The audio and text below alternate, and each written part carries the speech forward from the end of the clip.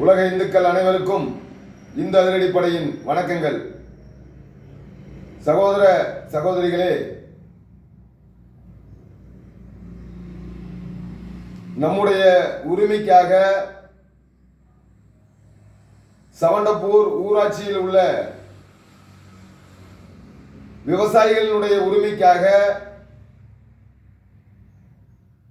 போராடிய என் மீது 28ஆம் தேதி சனிக்கிழமை காலை 7 மணிக்கு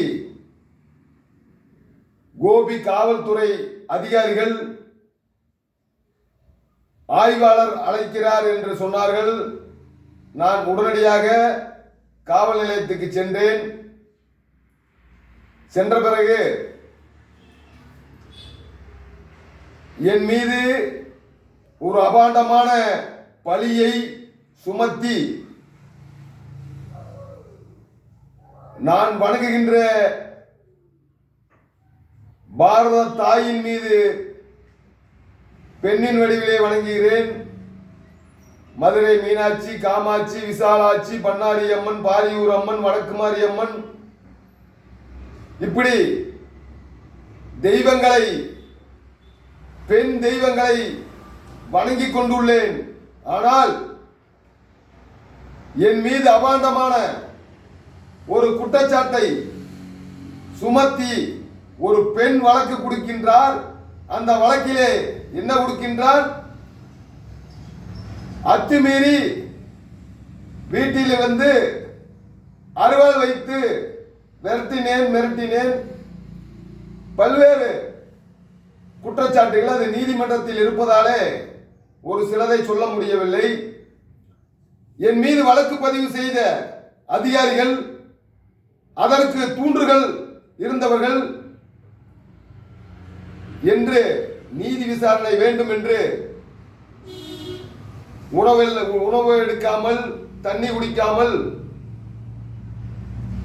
சிறையிலே இருந்தேன். மேலகு நம்முடைய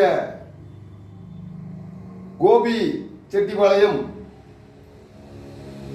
நீதியரசர் அவர்கள் பிணையிலே விட்டிருக்கிறார். இந்த பிணை என்பது வெளியே வந்து தினசரி காலையிலே கையெழுத்து போட வேண்டும். இவருடைய நோக்கம் பஞ்சி பிபி தர்கா நிர்வாக பாதுகாப்பு கமிட்டி அதனுடைய செயலாளர், அவர் அனைத்து இந்திய அண்ணா திராவிட முன்னேற்ற கழகத்தை சேர்ந்தவர். இந்த வழக்கு கொடுத்த பெண்ணுக்கும் இந்த தர்கா நிர்வாகத்திற்கும் என்ன சம்பந்தம் என்று நீதி விசாரணை வேண்டும் என்று மாண்புமிகு தமிழக முதல்வர் அவர்களையும் மாண்புமிகு உள்துறை அமைச்சர் அவர்களும் தமிழக தலைமைச் செயலாளர் அவர்களும் என் மீது குற்றச்சாட்டு இருந்தால் தூக்கு தண்டனை கொடுத்தாலும் ஏற்றுக்கொள்ள தயாராக இருக்கின்றேன்.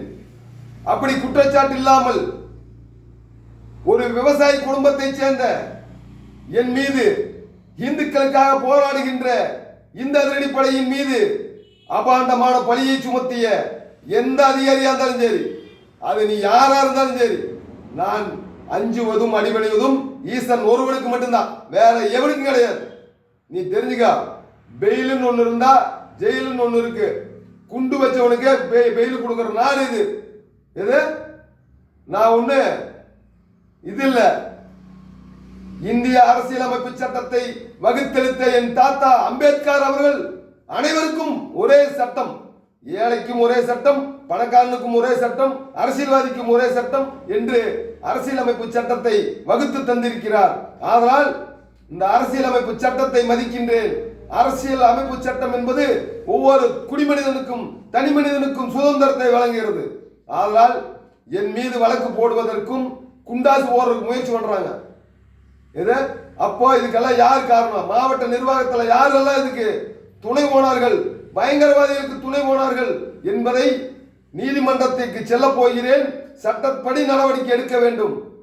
இதை நம்முடைய இதற்காக குரல் கொடுத்த சவண்டப்பூர் ஊராட்சியினுடைய பொதுமக்களுக்கும், நான் பிறந்த கணபதிபாளையத்தினுடைய பொதுமக்களுக்கும், உறவினர்களுக்கும், நண்பர்களுக்கும், இந்து இயக்க தலைவர்கள் தமிழகம் முழுக்க, நாடு முழுக்க, உலகம் முழுக்க இருக்கின்ற அனைத்து இந்துக்களும், இந்து இயக்க தலைவர்களும் அதற்காக குரல் கொடுத்திருக்கிறீர்கள். உங்களுக்கு என்னுடைய பாதம் அணிந்து வணங்குகிறேன். அதே போல ஒவ்வொரு இந்துக்களும் விழிப்போடு இருங்கள். ஏனென்றால் நாளை நம்மூட வகுப்பு வரீங்கிறான், 500 வீடு வகுப்பு வரீங்க.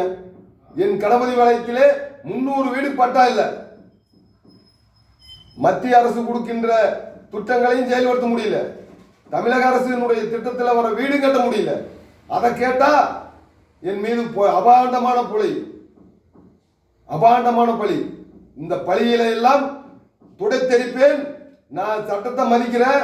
நீ வழக்கு என்பது ஒரு இது இல்ல. நீ எத்தனை பொய் வழக்கு போட்டாலும் சந்திப்பதற்கு தயாராக இருக்கின்றேன். ஏன்னா நான் தர்மத்தை நம்புகின்றவன், இந்து மதத்தை சார்ந்தவன், மானமுள்ள இந்து என்பதில் பெருமை கொள்கின்றேன். ஆனால் நீ என்ன வழக்கு வேணாம் போடு, என்ன வேணாம் பண்ணு, எனக்கு உனக்கு சட்டத்தை நான் மதிக்கின்றேன். நீ சட்டத்தை மதிக்கல அப்படின்னா உன் சட்டை கல்றதே வேலை என்று சொல்லி நன்றி கூறி விடைபெறுகிறேன். பாரத் மாதா கி ஜெய். தமிழ் வாழ வேண்டும்.